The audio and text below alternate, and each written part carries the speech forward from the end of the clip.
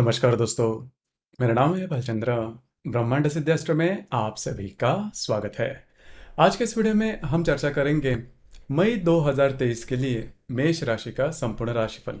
कैसे होंगे ग्रह योग, कैसे होंगे ग्रहों के राशांतर और वो आपके राशि पर किस प्रकार से प्रभाव करने वाले हैं, कौन से निर्णय आपको लेने हैं, कौन से निर्णय आपको डालने हैं, आपके जीवन का ऐसा कौन सा क्षेत्र है जो कि सबसे ज़्यादा प्रभावित होने वाला है, सभी के बारे में डिटेल में चर्चा इस वीडियो में हम करने वाले हैं। अपना जो चैनल है ब्रह्मांड सिद्ध एस्ट्रो, इस चैनल पर मेष राशि से लेकर मीन राशि तक की जो सभी 12 राशियां हैं, इन सभी 12 राशियों का मई 2023 का राशिफल क्या होगा, इस विषय पर वीडियो अपलोड हो रहे हैं। आप उसका आनंद जरूर लीजिए। तो आज के इस वीडियो में हम मेष राशि के बारे में चर्चा करेंगे। सबसे पहले हम चर्चा करेंगे सूर्य ग्रह के बारे में। सूर्य जो ग्रह है वो आपके राशि के लिए सबसे ज्यादा महत्वपूर्ण ग्रह है, क्योंकि ये आपका पंचमेश भी है, जो कि आप ही के राशि में भ्रमण कर रहा है। और दिनांक 16 तारीख के बाद यह जो रवि है वो आपके द्वितीय भाव में चला जाएगा।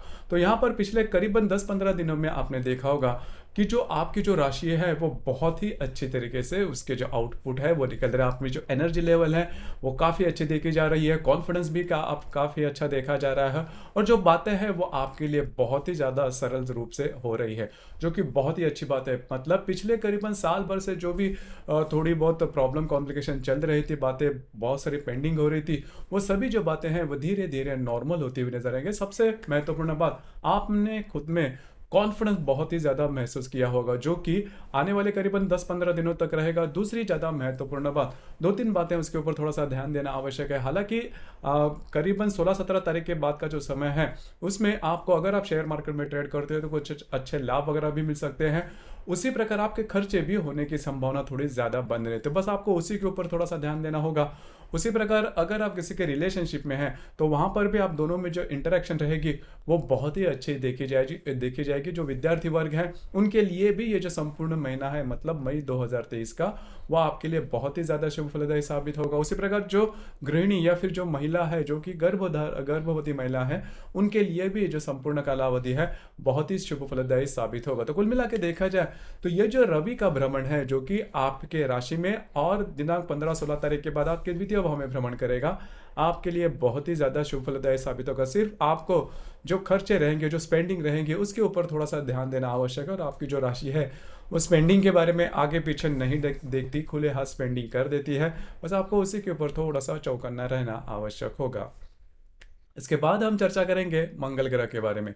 अब ये जो मंगल ग्रह है वो आपके राशि का स्वामी भी है, आपका अष्टमेश भी है, सबसे महत्वपूर्ण ग्रह है, जो कि आपके तृतीय भाव में करीबन पिछले 1-1.5 महीने से चल रहा था। और दिनांक 11 तारीख के बाद ये जो मंगल है वो मंगल आपके चतुर्थ भाव में भ्रमण करेगा।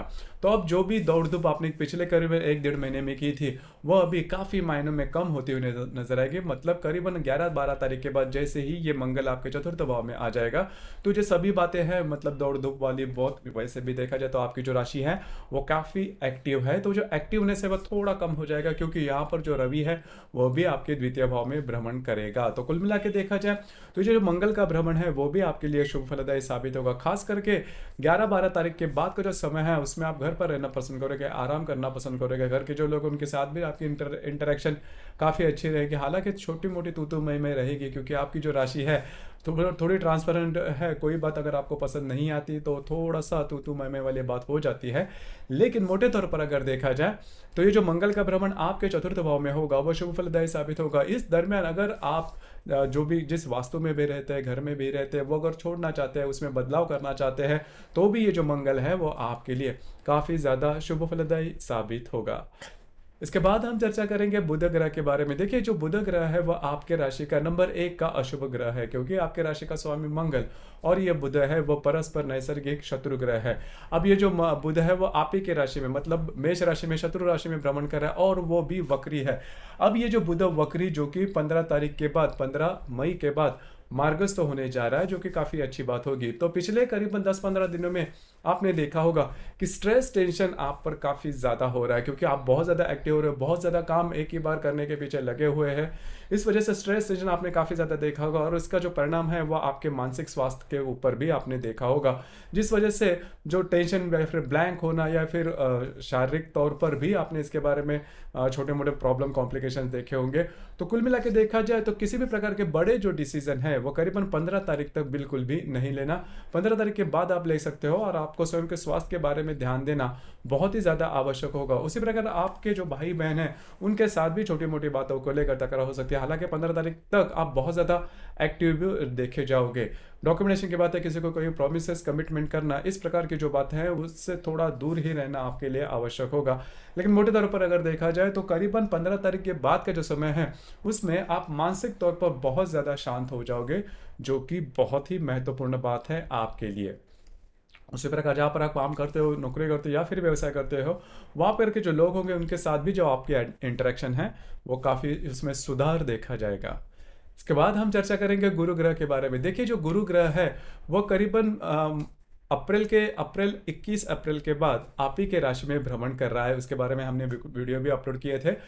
तो ये जो गुरु का भ्रमण होगा वो आपके लिए बहुत ही ज़्यादा शुभ फलदायी साबित होगा। हालांकि जो गुरु है वो स्लो मूविंग प्लैनेट है, इस वजह से आपने अप्रैल में इसके कुछ रिजल्ट्स आपको नहीं मिले होंगे, लेकिन मई से इसके जो रिजल्ट्स है वो मिलना शुरू हो जाएंगे, जो कि आपके लिए बहुत ही महत्वपूर्ण है। क्योंकि जो गुरु ग्रह है वो, यह गुरु ग्रह आपके राशि का भाग्येश भी है, व्ययेश भी है, जो कि आप ही के राशि में भ्रमण कर रहा है। तो पहले तो बात जो कॉन्फिडेंस लेवल है वो आप में बहुत ही अच्छा देखा जाएगा। उसी प्रकार जो भी काम पेंडिंग हो रहे थे पिछले करीबन साल भर से, बहुत ज़्यादा स्ट्रेस टेंशन में आप आ रहे थे, तो वो जो सभी काम है वो धीरे धीरे धीरे पूरे होते हुए नजर आएंगे। आपका ट्रैवलिंग भी हो सकता है। उसी प्रकार थोड़ा सा धार्मिक आध्यात्मिक भाव भी आप में जग सकता है। हालांकि आपकी जो राशि है वो जल्दी जल्दी काम करने के पीछे लग जाती है, तो वो जो बात है उसमें भी थोड़ा सुधार देखा जाएगा। सोच समझ के काम करना, इन डेप्थ सोच के विचार करना, ये जो बातें है वो यह गुरु की वजह से आपके लिए काफ़ी ज़्यादा महत्वपूर्ण हो जाएगी।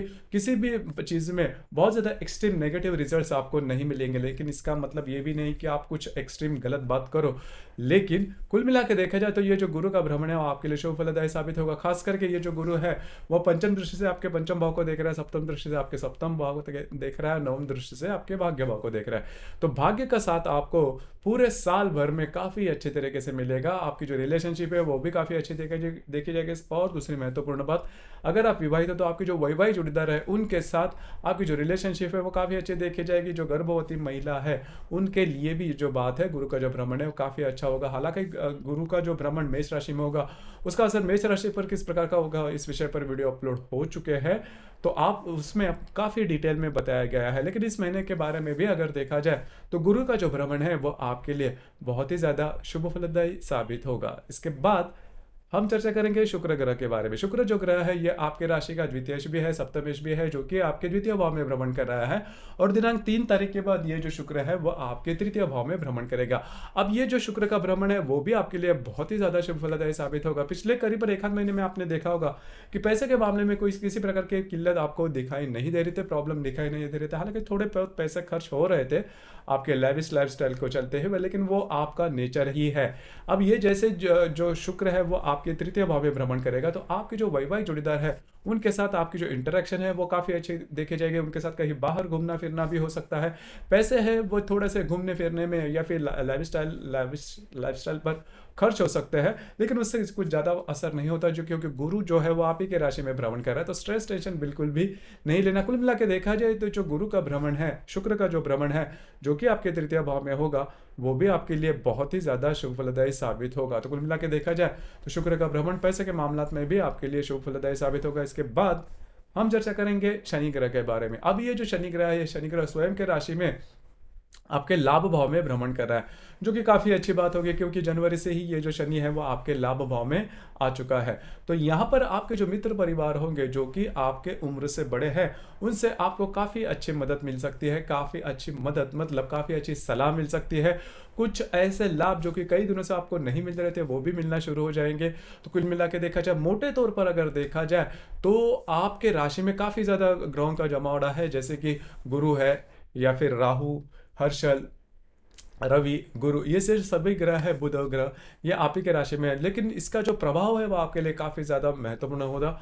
हालांकि जो महत्वपूर्ण काम है, जो महत्वपूर्ण बातें हैं, वो अगर आप मई के करीबन 15-16 तारीख के बाद हाथ में लेते हो तो वो पूरे होने की संभावना भी काफ़ी अच्छी बन रही है। रिलेशनशिप के मामले में, पैसे के मामले में किसी भी प्रकार के बड़े प्रॉब्लम कॉम्प्लिकेशन नहीं आएंगे। हालांकि ग्रह योग जो होते हैं उनके बारे में भी थोड़ा ध्यान देना होगा। तो ग्रह योग के बारे में थोड़ा देखा जाए तो दिनांक 1 तारीख को रवि और बुध की युति होने जा रही है मेष राशि में, मतलब आप ही के राशि में।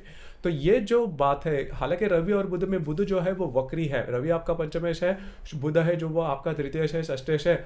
तो यहाँ पर जो कॉन्फिडेंस लेवल है वो आपका काफ़ी अच्छा देखा जाएगा। अगर आप शेयर मार्केट में ट्रेड करते हो तो कुछ अच्छी बातें भी हो सकती है, लेकिन सिर्फ एक बात है, उसके ऊपर थोड़ा सा ध्यान दीजिए, आपको स्वयं के स्वास्थ्य के बारे में थोड़ा ध्यान देना होगा, ये बात जान लीजिए। उसी प्रकार इस दिनों में किसी भी प्रकार के डॉक्यूमेंटेशन से रिलेटेड कोई भी काम नहीं करना। हालांकि ये जो युति योग है, रवि बुध की जो युति है, वो इसका जो प्रभाव है वो 1 और 2 तारीख को ज्यादा देखा जाएगा। उसी प्रकार दिनांक 4 तारीख को शुक्र और नेपच्यून का केंद्र योग भी होने जा रहा है। शुक्र जो कि आपके तृतीय भाव में भ्रमण करेगा, उसके साथ आपके व्यय भाव का जो नेपच्यून है वो केंद्र योग करने जा रहा है। यहाँ पर अगर आप विवाहित हो तो आपके जो वैवाहिक जोड़ीदार है उनके साथ छोटी मोटी बातों को लेकर मिसअंडरस्टैंडिंग हो सकती है। उसी प्रकार आपके जो खर्चे हैं वो अनवांटेड खर्चे हो सकते हैं, बस आपको इसी के ऊपर थोड़ा सा ध्यान देना होगा। यह जो ग्रह योग है इसका ज्यादा प्रभाव वैसे देखा नहीं जाएगा। उसी प्रकार दिनांक 9 तारीख को रवि और हर्षल की युति होने जा रही है।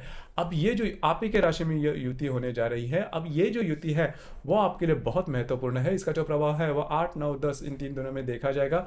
अगर आप किसी के रिलेशनशिप में हैं, उनके साथ छोटी मोटी बातों को लेकर तकरार हो सकती है, तकरार थोड़ी बढ़ भी सकती है।